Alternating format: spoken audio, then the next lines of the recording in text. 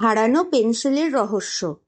স্কুলে টিফিনের সময় রাহুলের নতুন নীল পেন্সিলটি হঠাৎ হারিয়ে গেল। রাহুল খুব দুঃখ পেল। তখন তার বন্ধু মিঠু বলল, চিন্তা করো না, আমি গোয়েন্দার মতো খুঁজে বের করব। মিঠু চারিদিকে খেয়াল করল। সে দেখল রাহুলের বেঞ্চের পাশে মাটিতে একটু নীল রঙের দাগ আছে। সেই দাগ ধরে সে পাশের বেঞ্চে গেল। সেখানে রবি বসেছিল। রবির ব্যাগ খুলতেই দেখা গেল নীল পেন্সিলটি ভেতরে আছে। রবি লজ্জা পেয়ে বলল, আমি ভুল করে নিয়ে ফেলেছিলাম। রাহুল পেন্সিল ফিরে পেল। আর সবাই মিঠুকে বলল, তুমি তো সত্যিই ছোট গোয়েন্দা। নীতি শিক্ষা: বুদ্ধি দিয়ে খুঁজলে অনেক রহস্যই সহজে সমাধান করা যায়।